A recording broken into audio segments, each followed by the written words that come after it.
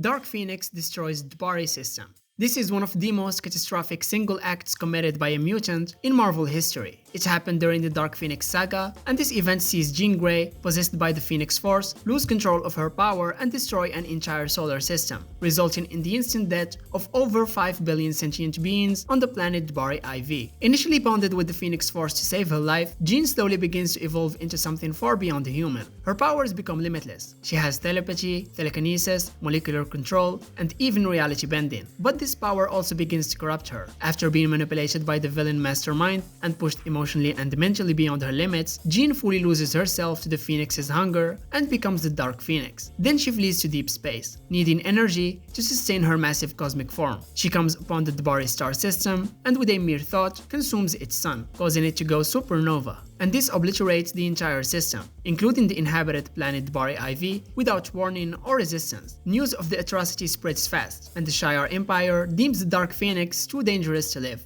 They summon Jean Grey to stand trial, with the fate of her life hanging in the balance, and this leads to the climatic battle on the moon between the X-Men and the Imperial Guard, where Jean ultimately sacrifices herself to prevent the Phoenix from causing further destruction, though she later returns in various forms. The destruction of the Dbari system is remembered not only for its scale, but also for its emotional and moral complexity. It set the tone for decades of storytelling around the Phoenix Force, depicting it as a double-edged entity of rebirth and annihilation. The Incursions. An incursion is when two universes begin to collide at their Earths, causing a destructive overlap in space-time. If neither Earth is destroyed in time, both universes are wiped out. These incursions start to occur, primarily during Jonathan Hickman's run on New Avengers, culminating in Secret Wars 2015 event. This phenomenon leads to countless multiversal catastrophes, forcing heroes to confront the unthinkable, destroying other Earths and potentially trillions of lives to save their own. The first incursion is discovered by the Illuminati when a parallel Earth appears in the sky. Moments away from collision, they realize that the multiverse is dying and Earth is the key focal point. With no clear solution, the Illuminati begin building weapons to destroy incoming Earths to prevent the destruction of their own universe. As more incursions occur, the burden of survival begins to fracture the group. Some members seek solutions through science or sorcery, others like Namor embrace the destruction of other Earths as a necessary evil, and tensions rise when Wakanda and Atlantis clash. And even heroes like Black Panther and Captain America begin to question whether they're still fighting for justice or merely delaying the inevitable. Doctor Strange, in his desperation, turns to dark magic. The Illuminati become increasingly haunted by the price of their decisions, even as universes die one by one. The stakes reach a critical point when only a handful universes remain, and Earth 616, the main Marvel universe, is the last one standing. In the final incursion, Earth 616 collides with the ultimate Marvel universe, Earth 1610. No solution is found, and both universes are destroyed, but remnants of each are saved by Doctor Doom, who uses godlike power stolen from the Beyonders to create Battleworld, a patchwork planet made from the remains of dead universes, and Doom becomes a tyrannical god, and the multiverse as it was known ceases to exist. The incursions laid the groundwork for the Secret Wars 2015 event and the eventual rebirth of a new multiverse. Galactus destroyed the Skrull homeworld.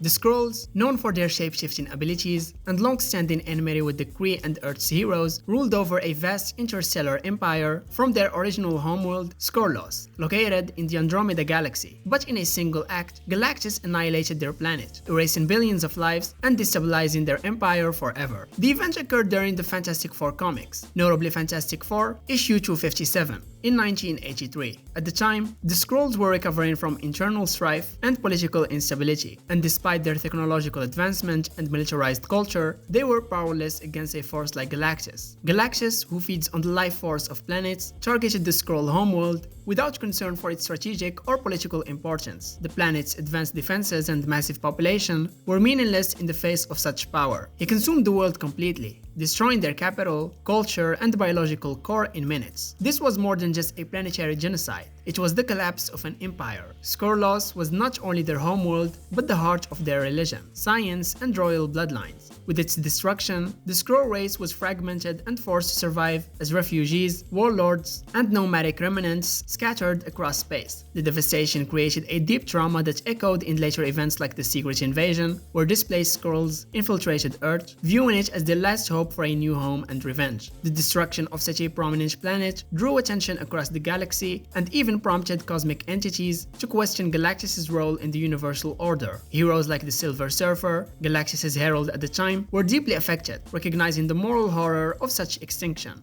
Billions perished, a culture was shattered, and an empire fell, not in war or rebellion, but because an ancient being was simply hungry. And this moment marked a turning point in the perception of Galactus. The Genosha Massacre. Genosha is a fictional island nation and had a long and complex history with mutants. First as a dystopian apartheid state where mutants were enslaved, and later as a mutant sanctuary under the leadership of Magneto. At its peak, Genosha was home to over 16 million mutants, representing a hopeful vision for mutant kind's future, and that hope was wiped out in a matter of minutes. The massacre was orchestrated by none other than Cassandra Nova, a powerful and malevolent psychic being who is essentially the dark twin of Professor Xavier. Seeking to destroy mutant kind and Xavier's legacy, Nova takes control of a fleet of Sentinels. They are basically giant mutant hunting robots, originally created by humans to enforce control over mutant populations. And these were not standard Sentinels though, they were wild Sentinels, massive and even more destructive, having built in secret by an Ecuadorian master factory without any oversight. Nova programs them for a single, apocalyptic mission: annihilate Genosha. The Sentinels descend on Genosha with relentless, mechanical precision, laying waste to the island, its cities, and its inhabitants. Entire buildings are reduced to rubble, and mutants are incinerated by the thousands. The genocide is not shown in overly graphic detail, but 16 million mutants die, nearly 2/3 of the world's known mutant population at the time. The mutant population worldwide is traumatized after the event. The X-Men are devastated, both by their inability to prevent the tragedy and by the sheer loss of life. Genosha, once a symbol of progress and self-determination, becomes a graveyard and a warning. The event deepens tensions between humans and mutants, amplifying calls for mutant suppression, registration, and control. The Genosha Massacre remains one of the most pivotal and tragic moments in X-Men history. It reshaped the political landscape of Marvel's mutant world, paving the way for later stories like House of M, Decimation, and Utopia. And even years later, characters continue to reference Genosha as both a trauma and a rallying cry. The destruction of Hala. Hala had long been a central hub of Kree culture, military power, and technological supremacy. For millennia, it was the heart of an empire that dominated entire star systems. But this proud civilization began to unravel during the brutal Kree-Shire War, when the Shire Empress Lilandra ordered the detonation of a negabomb in Kree space. 98% of the Kree population was wiped out, and Hala was left in ruins. Behind this genocide was the Supreme Intelligence itself, which orchestrated the event in hopes of forcing the next step in Kree evolution through destruction. Following the bombing, Hala fell under Shire occupation, with Deathbird appointed as regent. The planet, though scarred, remained a political and symbolic stronghold. But Hela's suffering wasn't over. Years later, the reemergence of the Black Vortex threw the planet into another crisis. When Gamora, Beast, and Angel used the Vortex's power, they became near unstoppable and launched an assault on Hala. The Accuser Corps, led by Ronan the Accuser, attempted to defend the world, but were overpowered. Denied permission by the Supreme Intelligence to use the Vortex themselves, Ronan disobeyed and submitted to it, gaining the power needed to drive the attackers away. And though Ronan's actions saved the planet temporarily, they came at a cost. The battle left Hala severely weakened, and this vulnerability was exploited by Mr. Knife, a ruthless warlord seeking the Black Vortex for himself. With no opposition strong enough to resist, Mr. Knife unleashed the full firepower of his fleet, destroying what remained of the planet. In the final moments, the Supreme Intelligence ordered the surviving Kree forces to evacuate while it chose to remain behind, perishing with Hala. The loss of the planet marked the end of the Kree as a dominant galactic power. Their empire, once feared and respected across the cosmos, splintered and fell into chaos, and what began as a calculated gamble by the Supreme Intelligence ultimately led to the downfall of an entire civilization.